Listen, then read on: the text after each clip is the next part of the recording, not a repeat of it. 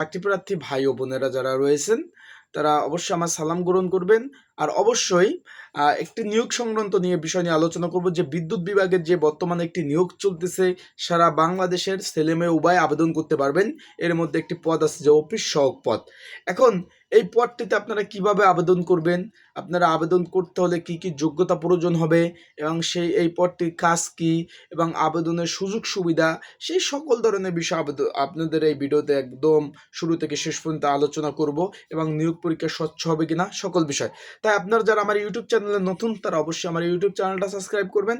Facebook page থেকে আপনার ভিডিওটা দেখলে অবশ্যই ফেসবুক পেজটা কিন্তু ফলো করবেন। বিদ্যুৎ বিভাগে কিন্তু মাধ্যমিক পাশে নিয়োগ দিছে অফিস সহায়ক পদ। এইখানে মাত্র যারা মাধ্যমিক পাশ আছেন সর্বনিম্ন ছেলে মেয়ে উভয় বাংলাদেশের 64 জেলা থেকে আপনারা আবেদন করতে পারবেন।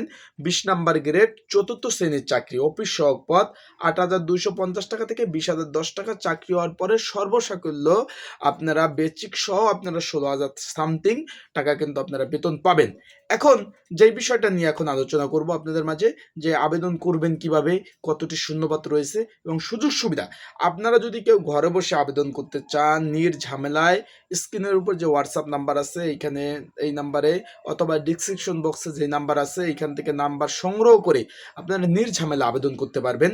অফিস সহায়ক পদের কাজ কি, তারা অফিসিয়াল গুরুত্বপূর্ণ যে স্যার আছে যেমন জিএম ম্যানেজার, তাদের অধীনস্থ কিন্তু কাজ করবে। তাদের এক জায়গার ধরেন উদাহরণস্বরূপ আপনাদের সহজভাবে আমি একটু বুঝাই। ধরেন প্রত্যেকটা অফিসেই কিন্তু আপনার এক একটা বিভাগ থাকে, বাণিজ্যিক বিভাগ বা কমার্শিয়াল বা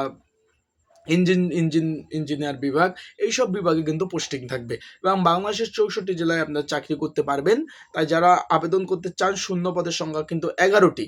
আবেদন করতে চাইলে ঘরে বসে, সময় কিন্তু বেশি দিন নাই, তাই আবেদন করতে চাইলে অবশ্যই স্ক্রিনের উপর যে হোয়াটসঅ্যাপ নাম্বার আছে এই নাম্বারে যোগাযোগ করবেন। যোগাযোগ করে নির্ঝামেলায় আপনারা কিন্তু আবেদন করতে পারবেন। এখানে কিন্তু আবেদন করতে হলে আপনাদের প্রয়োজনীয় ডকুমেন্ট লাগবে, যেরকম ভোটার আইডি কার্ড বা জন্ম নিবন্ধন, তারপর আপনাদের প্রয়োজন হবে পাসপোর্ট সাইজের ছবি, তারপর আপনাদের প্রয়োজন হবে যেখানে আপনার এডুকেশন যে সার্টিফিকেট সেটা লাগবে। এগুলো হলে প্রয়োজনীয় ডকুমেন্ট দিলে আপনারা কিন্তু ঘরে বসে নির্ঝামেলায় এই আবেদনগুলো করতে পারবেন। তাই আর দেরি না করে যারা আবেদন করতে ইচ্ছুক ছেলে মেয়ে উভয় আমার হোয়াটসঅ্যাপ নাম্বারে যোগাযোগ করবেন। হোয়াটসঅ্যাপ নাম্বারে যোগাযোগ করে নির্ঝামেলায় আপনারা আবেদনগুলো করতে পারবেন। আসসালামু আলাইকুম, সবাই ভালো থাকুন, সুস্থ থাকুন, চোখ রাখুন